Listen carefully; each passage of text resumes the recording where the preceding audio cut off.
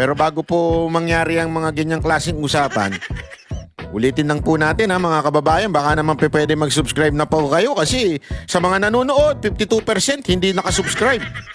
Pero alam nyo ha, nakita ko yung statistics ha, medyo umaangat na po ito. Marami na po ang nanonood na nakasubscribe.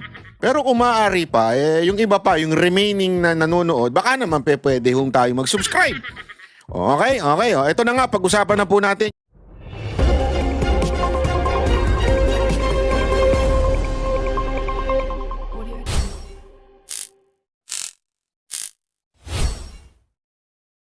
Marcos, kinidnap pala ng Amerika? Yan po ang matapang at nakakagulat na pahayag mismo ng isa sa mga anak ni dating Pangulong Ferdinand Marcos Sr.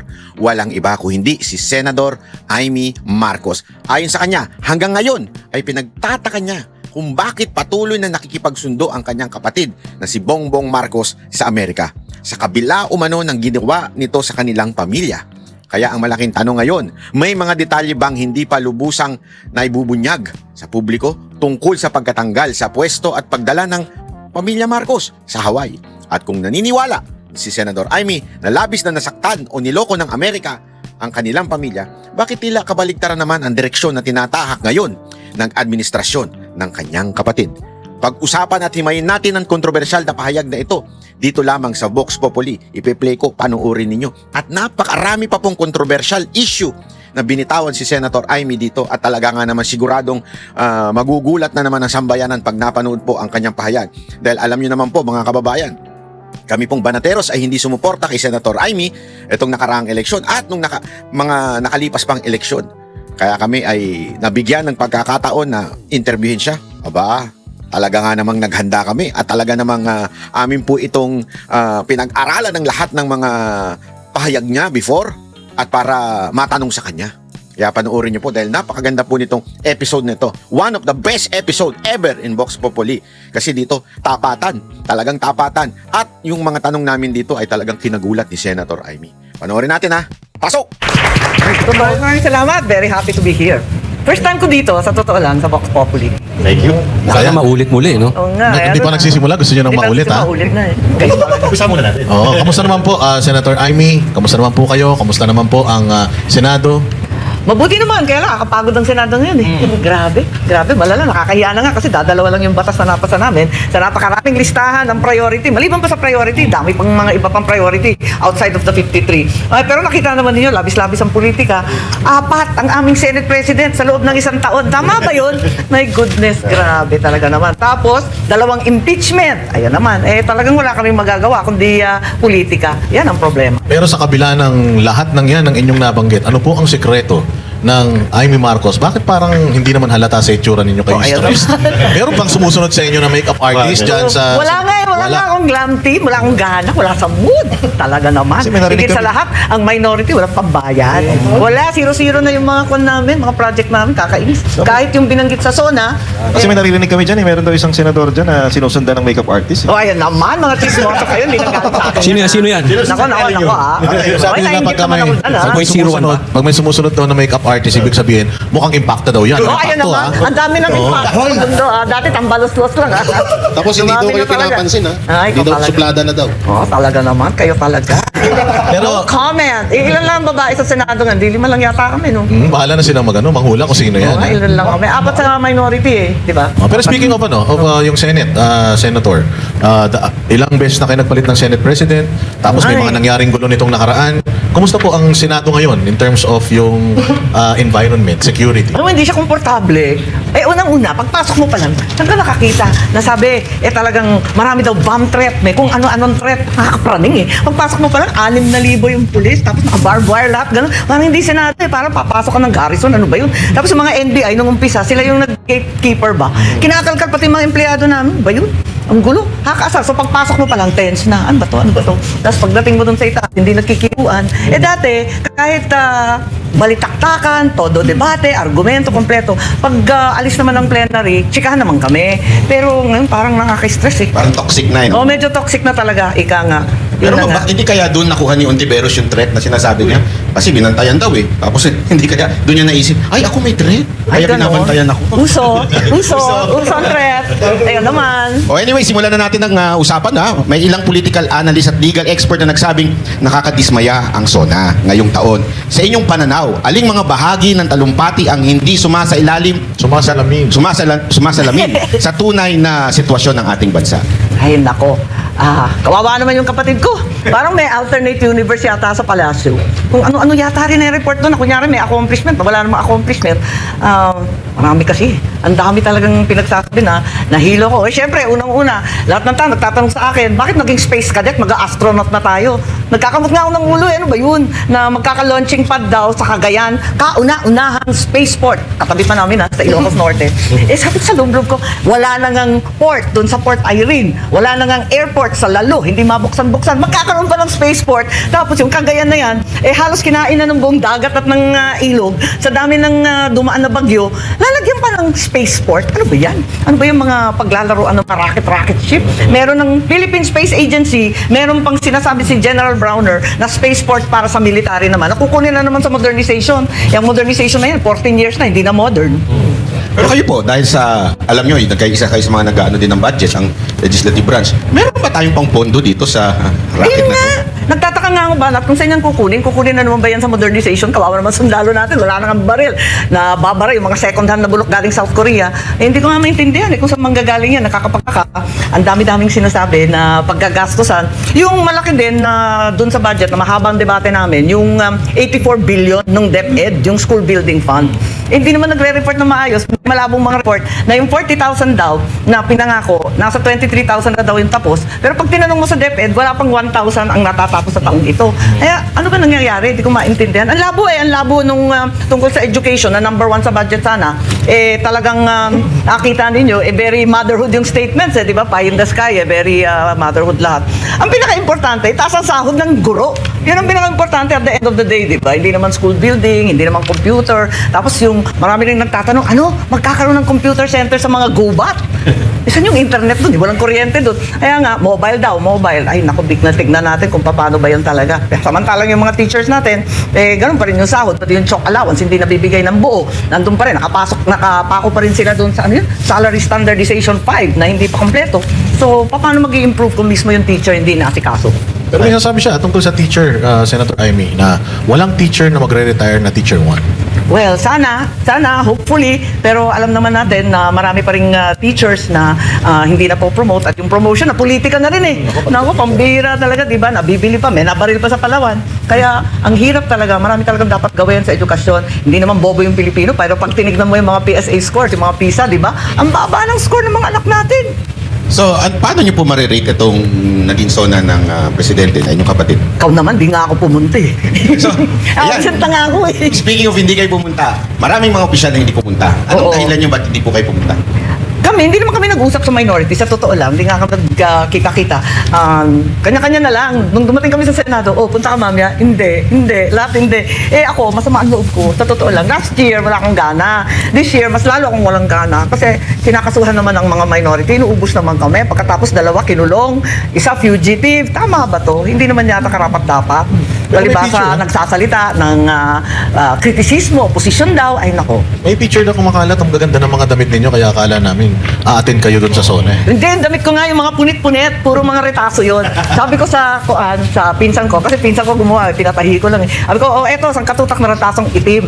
Ibuo mo yung gawin mong palda, saka yung bulok na na barong. Tapos sabi niya, walang gana naman itong pinapagawa mo sa akin. Sabi ko, ganyan ang itsura ng ekonomiya natin, yan ang bansa natin, gutay-gutay, punit-punit, pira-piraso, tagpi-tagpi. Gawin mo na yan, wala na yan. At wala akong gana gumawa ng glamorosa. Wala sa mood eh. So regarding sa SONA po pa rin, yung racket, may tinanong kasi, di sinagot ng diretso, sabi common sense lang. Pero kung kayo po tatanungin, may benefits ba tayo makukuha or gain dyan sa racket o dapat mas unahin yung ibang bagay? Siguro naman, dapat unahin muna yung bigas, yung mahiwagang 20 peso bigas, na ewan kung bakit naman yung pinangako, naloka naman ako nung pinangako yun. Good pa ako nun eh. Medyo naniniwala pa akong may pag-asa noon. Abay, nagulat ako, paano magiging 20 pesos yan? Akala ko tutulungan natin na magsasaka. Paano magiging 20 pesos eh, yung abono kataas-taas, yung crudo kataas-taas, yung Ayun, yun. Pinagmalaki sa SONA na yung excise tax na minadali nila sa Senate, saka sa Congress, minadali nila ng todo. Wala nang debate eh. Sabi nila, kailangan. O, nung linabas yung announcement, ang tinanggalan lang naman ng excise tax, yung kerosene at saka LPG, yung inaasam-asam na crudo at saka yung gasolina, wala naman. Para pa kami nagpakamatay doon sa excise tax na yun. Sana, kahit bawasan yung excise tax, kahit mga lahati man lang, at pati na rin yung VAT, dapat tanggalin na rin para sa mga minimum consumers. Ang taas na naman eh. Di ba? Sabi nila, bumaba, taas. Di ko na nga sinusundan eh. Pero sa ganun po kayo ha, nanood doon po kayo, paano kayo nanood? Or saan kayo nag-monitor nung zona ng inyong ading? Nate-tense kasi ako pag nagsasalita ang kapatid ko, na-stress ako. Yung ibang minority, nagpipon-pipon doon sa lugar ni Alan, Peter Cayetano. Ay ako sumunod na lang after. Kasi nagdadasal ako sa umpisa lagi, nanenervous ako eh. Natakot ako kung anong sasabihin eh. Kasi yun nga, kung ano-ano yung mga racket, computer sa gubat, nakakakamot ng ulo eh. Samantalang sagkahig santuka ang karamihan ng pamilya ngayon. Pero Sen, sinabi nyo kanina na naaawa kayo sa kapatid nyo dahil kung ano-ano na yung pinagsasabi niya. Sa tingin nyo may gumagawa ng mga sinasabi niya sa SONA? Oh, matinik naman yun eh. Marunong Sino naman kaya? yun. Ewan, maraming wibulong dun eh, di ba? Pero siya ang gumawa at naniniwala kayo, siya ang gumawa ng kanyang speech. Oo naman. Pero sana mas fact-based at saka yung state of the nation. Alam naman ng tao kung anong kalagayan ng buhay nila, no? Sana medyo dikit sa nangyayari sa araw-araw sa bawat pamilya. Isa pang malaking pasabog dun sa zona na yun ay yung, kakasuhan daw ang inyong pinsan. Hindi daw siya presidente ng inyong pamilya. Yan. Oo nga, Ano oo ang nga. sa palagay po ninyo doon? Ewan ko, asan na yung pasabog? Tagal naman natin naghihintay, tapos na yung New Year, tapos na yung Pasko, di ba? Pasko dapat, ano ba yun? Kung pasabog ba yun? Ewan ko. Pero Kayo, tingin nyo- anong bet ninyo? Sabi, gumagawa ng charges, nagtataka nga ako, ang bilis-bilis kapag yung senador na oposisyon ng Turing. Bakit dito? Ang tagal-tagal. Tutak na yung ebidensya, kaya dami-dami na ng mga testigo. Ano pang inaantay? Parang yung sinabi nyo rin yan dati, madam, naaalala ko na sinabihan niya si BBM na pangalanan mo na kung sino yung mga yan. Noon pa yun, yung goods pa kayo eh. Asan na yung Hanggang ngayon, wala pa rin. pasabog? Pero sa tingin Ni nyo, Sen, Quitis, ni Posporo. matutuloy kaya yan? Makukulong kaya si dating speaker? Oo, parang hindi ako maniwala eh. Kasi yun nga, yung sabi na wala, kakasuhan daw. Ang binabanggit naman ng mga kaso, puro bailable. Tapos may bulong pa na may order daw sa DOJ na tagal-tagalan ng konti ang preliminary investigation hanggang 2028. Kaya yun. Nako po, ano ba yan? Pero Senator, ang daming kinabahan na dating speaker kasi walang pinangalanan. Ayun na Ang nga. sabi lang ng presidente natin, dating speaker. Oo. Pero hindi niya in-specify kung sinong speaker at daming dating speaker. Buhay pa man yung karamihan, si Sunny Belmonte. Ayun. Nandiyan pa Nandun. sila Nandun sila. nandiyan pa sila Alan Lord Velasco, si Alvarez, si Cayetano na ngayon ay Pero wala rin. naman duda eh kung sino. So, Diba? talagang ang tinutumbok nito yung inyong pinsan. Parang ganun na nga. Tapos yung mga congressman, no, nagpalakpakan. Nagpumalakpak ba sila doon sa part na yun? Tayuan, di ba? Palakpakan. Ay, paano na yung salamat kay Speaker na Ewan ko, Paano na yun? mga resolution of the EC, di ba? Naku po, Ewan, ganyan talaga, utos ng pangangailangan. Wala rin kaso sa awa ng Diyos. At ang nadali, itong mga senador na malayo naman sa kusina, kung tutuusin, kasi sila naman ang gumagawa sa Mahiwagang Baykam. Eto pala nakakapagtaka sa SONA. Ang SONA dapat bibigay sa iyo, yung 5 libro yun naabangan namin 5. May yung budget, tapos yung expenditures, tapos yung budget message, tapos yung listahan ng mga yung mga plantilla. 5 yun 5 na books. At least yung malalaki, yung dalawang malaki. Wala nga eh. Sabi ko, ano ba nangyayari? Anong klaseng SONA yan? Yung pinakamahalaga, yung budget, wala doon. Nagtataka ngayon ako, bakit ganun ka-delayed? Sabi, baka sa kahulihan ng Agosto. 3rd week daw ng Agosto, maibibigay kasi hindi pa daw na-approve ng Malacanang. Ba't tayo nag-SONA para kayong SONA? Bago mag-SONA, dapat binibigyan Andun niya. na dapat kasi aaralin na kagad yun eh. First item yun most important bill yan That's the most important law. Ano ba, pag-uusapan hindi na ibigay. Ang duda ko, walang koleksyon. Kasi talagang bulok nga yung negosyo. Ayan, napaka-tumal ng negosyo. Puros biyahe na lang yung mga taipan. Alis ng alis, mas mura daw kaysa sa malugi ng tuluyan. Ayan. Kaya nga wala yung budget eh. Sabi ko nga, ano ba ito? Ba't tayo nagsonang walang bitbit? Ito pa, Senator Raimi, isa to sa pinakamatinding nabanggit ng inyong ading. Hindi raw siya ang pangulo ng inyong pamilya, hindi siya ang pangulo ng mga kaibigan, kundi pangulo siya ng taong bayan. Oo naman. Sino ba talagang pangulo ng inyong pamilya? At anong masasabi niyo doon? Kung nga maintindihan bakit pa sinasabi yun? Siyempre, totoo yun. Kung kakasuhan yung isang tao, ituloy mo na, wala nang pananakot, wala nang paandar, alam mo yun? Di ba parang siya? Parang rehash lang nung statement ni President Erap noon yun. Oo. Nung walang kamag-anak, Oo, kapatid walang pinsan, ganyan, hindi ba? Parang ganun nga Ang hirap Kasi, ang inaasahan pag, di ba, kasi 6-year term yan. First term, syempre, sasabihin mo, maraming salamat sa nahalala ko. Tapos yung second year ng SONA, ilalatag mo, eto yung mga priority, ito yung nagawa natin, ito yung mga quick wins natin, nagawa naman natin. Ikatlo, ganun din, kasi mag-election, ganyan, magsasalita ka mga ganyan. Tapos yung fourth, pag yung fifth SONA mo na, kinakailangan, sasabihin, i-report mo na lahat ng accomplishment na nakaraan, kasi nakalimang taong nga eh. Dapat mahaba na yung listahan na. Tapos sasabihin mo na, eto yung legacy ko, kasi next year, di ba? Next year, last na eh. So dapat, eto na yung mga habilin, di ba? Saka legacy. Hindi ganun eh, kasi nga yung accomplishment, di ko nga maintindihan. Binibida yung mga tulay na naayos, pinagkabit daw yung sirang tulay, yung mga sirang kalsada na buo. Talaga magtrabaho ng public works yan. Anong nakakasindak doon? Ano dapat i-report doon? Maintenance repair lang yun. Hindi, meron daw po kasi pang yung last zone doon na yung mga nakasuhan na si Romualdez. Ganon? Hindi pa nakukulong. Susunod pa ulit. Nakasuhan na naman. Nakasuhan na. Reserve pala, Wala. reserve. Nakakaloka nga. O kaya nasimentohan na. Nasementahan na. Hindi pa Talaga, natutuyo, promise hindi pa ha. nagagamit. Nilibing na yun ha. Naku ha. Para may content pa sa 6 zone Ewan ko, hindi ko nga kaya nga, hindi ko nga maintindihan. Nagdududa nga ako, may kota kaya sa senador? Parang ganun eh. Anyway, talagang medyo disappointing. Ayoko nagsasalita ng ganito kasi sa totoo lang, inasam-asam namin ng halos 4 na dekada. Ang hirap talaga ng pinagdaanan namin mula noong 1986 at marami na rin kaming natutunan na kasanayan. At least may experience na kami, hindi na dapat nauulit yung bali, ano?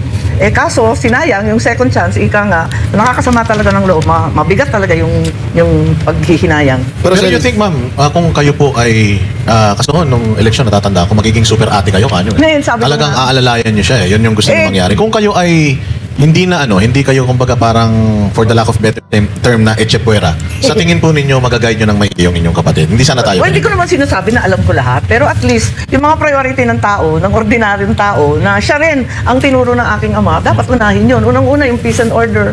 Wala namang binanggit tungkol sa peace and order kahit isa. Alam naman natin na ang kalsada ngayon, talagang maraming krimen, maraming droga. Isipin mo, 14 years old, 12 years old, nananaksak, mambabarel. Paano ka naman yan? Talagang there's something wrong, hindi ba? Tapos yung droga, ang mura na. At meron na naman tayong drug highways. So, sana at least, pinaka-basic yun. Hindi ka pwede mangalakal, walang negosyo, walang kita, walang trabaho kapag walang peace and order.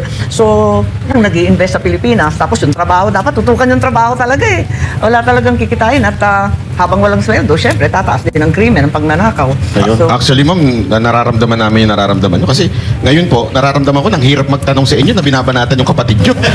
Sa totoo lang po, nahihiya kami. Sabi ko nga, paano kaya ninyo natitake yun na meron kayong kakayanan? Alam nyo po, madalas ko sabihin dito na kung meron mang nakakuha ng talino at galing ng inyong ama, definitely hindi po yung kapatid nyo, hindi kayo. Try ko. Totoo po yun eh. At alam ng lahat ng tao yan. Kaya lang, medyo, yun nga, ang naging presidente siya. Yeah. At masakit na Masakit talaga. makita na pumapalpak na maaari naman, tama kayo eh, ilang taon yung tiniis, dekada. Yeah. Ngayon, may tatanong ko sa inyo to noon eh, paano kaya may aahon uli ang pangalan ng Marcos? Wala, kaya nga, ano ba ito? Hindi ko nga masagot yan eh, kasi hindi ko rin alam ang sagot. Dahil hindi maganda ito nangyari sa Marcos 2.0, ano? Hindi talaga maipagmamalaki at hindi na ituwid yung mga mali. Apakasama talaga ng mga pangyayari. Ang nakakatawa lang dun sa SONA, binibilang ko kasi nagtataka ko binanggit yung agrarian reform, yung land reform. Uy, batas ko yan. Tapos binanggit din yung young creatives, yung tungkol sa creative industry. Batas ko rin yan. Basta ko inaaway, puro naman akin. Yung 40 bills ko, yun ang sinona. Nagtataka ko, teka muna, pati yung systems laws, nagmula sa akin yun eh. Kaya sabi ko, uy, patawa naman to no copying no copying. Ba't kayo galit sa amin? Mangungopia lang pala kayo sa bandang uli. Ay, nako, talaga naman tong buhay na to. Pati labas ng... Yung mga labas na nakakatawa nga. It's so funny. I don't understand. Pati yung mga sahod na wag muna mag-tax, yung income tax itaas pa 350. Ako nga kasali pa yung mga bonus, yung mga Christmas ganyan, tanggal. Wala nang tax free. Ayun, sabi